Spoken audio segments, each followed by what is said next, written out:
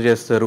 మీరు ఎవరి గురించి పాజిటివ్గా మాట్లాడారంటే వీళ్ళు డబ్బులు ఇచ్చుంటారు, వాళ్ళ గురించి తిట్టారంటే వీళ్ళు డబ్బులు ఇచ్చుంటారు అన్న మాటలను వినిపిస్తుంటాయి కదా. ఎప్పుడన్నా అలాంటి ఆఫర్స్ వచ్చినాయి? ఆఫర్స్ వచ్చాయి నేను అసలు అసలు కేర్ చేయను బ్రో. ఎందుకంటే జెన్యూన్గా నీకు కూడా తెలుసు నా బిహేవియర్. నేను అసలు డబ్బులు లెక్కే చేయను. నేనే 10 మందికి ఇస్తుంటాను.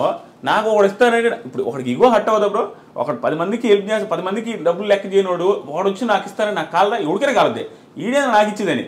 నేను అట్లా చాలా ఒక 2-3 చెప్పింది నేనే నీకు ఇస్తానన్నది కూడా ఉంది. అంటే కాలద్ది ఈడ అంటే డబ్బులు ఇస్తే అంత చీప్గా కనపడుతున్నాం మనం అని. ఎందుకంటే ఎవరు డబ్బులు ఇస్తే మనం ఎన్ని రోజులను పొగుడుతాం బ్రో. అక్కడ విషయం లేకుండా పొగిడితే నీ ఫ్యూచర్ నీ లైఫ్ ఇది. ఛానల్ ఎత్తేసి పోతావా? మన ఐ డ్రీమ్ ఛానల్లో ఒక డబ్బులు ఇస్తే వాడిని పొగిడితే కూర్చుంటారు. ఛానల్లో ఏముంటుంది ఇక అట్లా ఉండదు కదా. ఏదైతే అనిపిస్తుందో అది చెప్తేనే నీకు ఫ్యూచర్ ఉంటుంది. ఆడిచ్చే 20,000కి కంటెస్టెంట్కి ఎంత వస్తుంది బ్రో? పాపం వాళ్ళు ఎంత కెరీర్ ఇప్పుడు బిగ్ బాస్కి వెళ్తున్నారంటే కెరీర్ సెట్ గానే వెళ్తారు మోస్ట్లీ. అలాంటి వాడు డబ్బులు ఇచ్చి ఎంత ఇచ్చి కొంటాడంతే. ఒకటో ఎపిసోడ్లో పొగుడతాం, 100 ఎపిసోడ్లో పొగడగలుగుతామా? సో కరెక్ట్గా ఏ ఎపిసోడ్లో నెగిటివ్ చేస్తే వాడు అడగడా డబ్బులు తీసుకున్నావు నెగిటివ్ చేస్తామని వాడికి ఏం సమాధానం చెప్పాలా? అది ఇంపాసిబుల్. ఎవరికి డబ్బులు ఇవ్వరు, ఏ రివ్యూలు డబ్బులు తీసుకొని రివ్యూ చేయరు. కానీ పర్సెప్షన్ వేరు ఉంటుంది. బిగ్ బాస్ షోనే 100 మందికి 100 రకాలుగా కనపడుతుంది కాబట్టి ఆదిరెడ్డికి ఒక రకం కనపడుతుంది, దిస్ ఈజ్ ఫనీకి ఒక రకం కనపడుతుంది. కాబట్టి ఒక్కొక్కరు ఒక్కొక్క యాంగిల్ చెప్తారు. అంతకుమించి ఏమి లే. జనాలేమో తిడతారు బ్రో, జనాలకు కూడా వేరే యాంగిల్ కనపడుతుంది కాబట్టి మనం తిడతారు. తిట్టడం అంటే అది క్రిటిసైజ్ చేస్తారు, అది తప్పు ఏం లేదు. కానీ కొంతమంది పర్సనల్గా వెళ్ళి తిడతారు. నన్ను తిట్టడమే కాదు కంటెస్టెంట్స్ కానీ పర్సనల్గా తిట్టే మూర్ఖులు ఇంక వాళ్ళు సైకోలు అంతే. మొన్న ఏదో కారు అద్దాల బాల్ ఉంటారు చూడండి ప్రశాంత్ పేరు అని చెప్పి, అలాంటి సైకోలు ఎలాగైతే ఉంటారో వేరే వాళ్ళ ఫ్యామిలీస్ని తిట్టేటప్పుడు బ్రో ఒక నేను అమ్మాయిని తిట్టేటప్పుడు అడిగి వాళ్ళ అమ్మ గుర్తొస్తే ఎందుకు తిడతారు బ్రో? నేను ఎవరిని తిట్టాను బ్రో. ఎందుకు తెలుసా? నాకు మా అమ్మ అన్న మా నాన్న అంటే ఇష్టం. ఎందుకు నేను వాడిని అమ్మ నా బూతు నేను తిట్టానంటే ఆ రిటర్న్ ఖచ్చితంగా మా అమ్మని తిడతాడు. మా అమ్మని నేను తిట్టించుకోవాలి బ్రో. నాకు ఆ ఫీలింగ్ ఉంటుంది, ఆ ఎదలకు ఉండదు. పర్సనల్గా నేను నా లైఫ్లో ఎప్పుడు ఏమన్నా బ్రో, ఆఫ్ స్క్రీన్ అన్ను ఆన్ స్క్రీన్ వీడియోలు కూడా అన్నాను. ఎందుకంటే నాకు ఇష్టం ఉండదు బిగ్ బాస్ రివ్యూస్ అయితే. కానీ కారబ్దాల గురించి టాపిక్ తీస్తే ప్రశాంత్ ఇష్యూలో మేము ప్రశాంత్తో ఫైట్ చేసింది, ప్రశాంత్ మాతో ఫైట్ చేసినప్పుడు లాస్ట్లో మీరు ఒక వీడియో పెట్టి ఈ విషయం మీద క్లారిటీ అని చెప్పి ఒక వీడియో పెట్టారు. మాకు నిజంగా అర్థం కాల, ప్రశాంత్కి సపోర్ట్ చేశారా ఇటు మాకు సపోర్ట్ చేస్తున్నారా అనేది క్లారిటీ లేదు. ఒకసారి నాకు ఆ క్లారిటీ ఇచ్చేస్తే ఎవరికి సపోర్ట్, అక్కడ ఎవరికి తప్పు ఎవరిది తప్పు కాదు క్లారిటీ ఇచ్చేస్తే నాకు కూడా హ్యాపీగా ఉంటుంది. ఇంటర్వ్యూ చేసి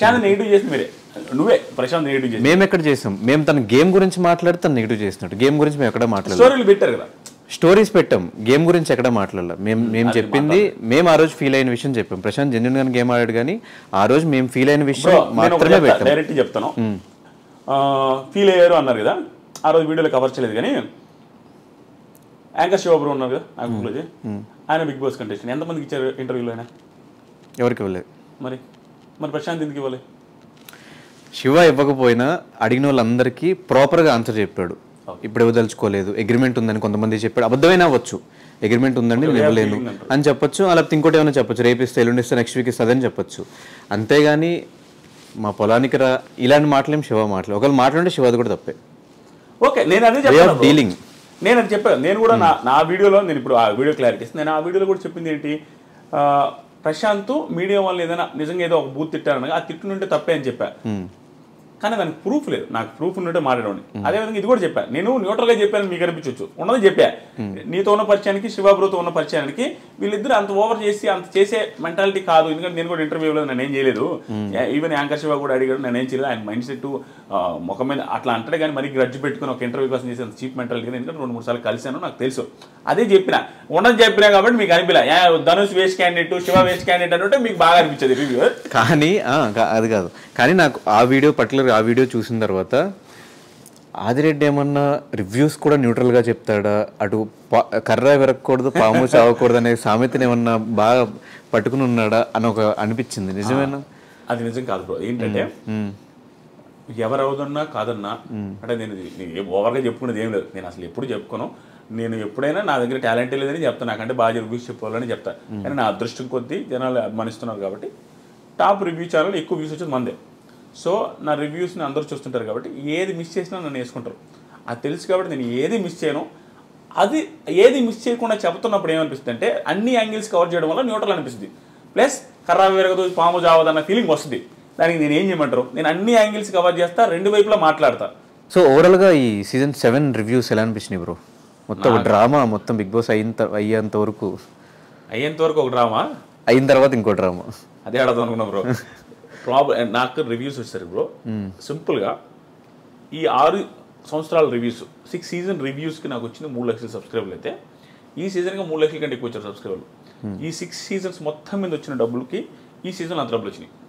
ఒక్క స్టేట్మెంట్స్ చెప్పిన అది చాలా హ్యాపీ నాకు. దాని వరకు అంతే స్ట్రగుల్ ఉంది, అంతే కష్టం ఉంది, అది అంత పక్కన పెడితే మీరు అడిగారు చూసారా డ్రామా అని.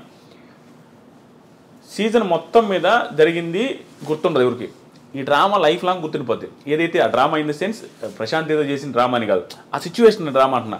ఆ పోలీసులది కానీ, ఆ కేసు కానీ, ఆ హంగామా కానీ, సోషల్ మీడియాలో హైప్ అయింది కానీ అది అందరికీ గుర్తుండిపోద్ది. ప్రశాంత్ వాళ్ళ ఫ్యామిలీకి జీవితాంతం అది గుర్తుంటుంది, చూసే ప్రేక్షకులకు గుర్తుంటుంది. కానీ ఏంటంటే దాన్ని అది ప్రశాంత్కి పాజిటివ్ ఇప్పుడు నా దృష్టిలో.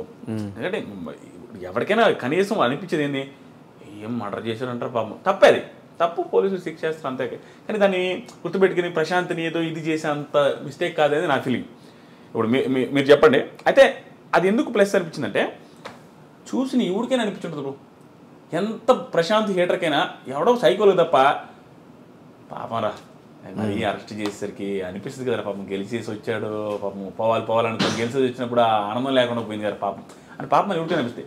నీకైనా అనిపించుంటుంది, శివకైనా అనిపిస్తుంది. ఈవెన్ వాళ్ళ ఫాదర్ వాళ్ళ మదర్ వీడియోస్ చూసినప్పుడు ఇంటి దగ్గర నుంచి లాక్కొచ్చిన బయటకు పడుకొని ఉంటాడు అలా ఎవరికైనా అనిపిస్తుంది అది అది అంతలా బయటకినా. సో అది అతనికి మంచిదే జరిగింది.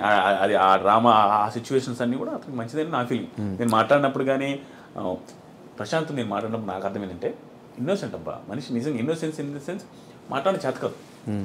ఎందుకంటే ఇప్పుడు ఒక్కొక్కరికి వొకాబులరీ అన్ని నుంచి వస్తుంది బ్రో, పెరిగిన నేచర్ని బట్టి వస్తుంది. ఎక్కడ పెరిగామో దాని తగ్గట్టు ఆ మాటలు ఆ ఇది వస్తుంది. ప్రశాంత్ పల్లెటూరు నుంచి వచ్చిన పర్సనాలిటీ, పెద్దగా మాటలు రావు, మాట్లాడడమే ఎక్స్ప్రెస్ చేయలేడు. అంతకుమించి మిగతా అంతా ఓకే మనిషి. నేను మాట్లాడిందంటే నాకు అర్థమైంది, ఒకసారి 2 సార్లు మాట్లాడినా బాగానే ఉన్నాడు. ఒక్కొక్క సిచ్యువేషన్ బట్టి బ్రో మనిషి ఆ క్రౌడ్ని చూసి అది ఇది ఓవర్ ఎగ్జైట్ అయి ఉంటాడు, అంతకుమించి ఏం లేదు. అండ్ శివాజీ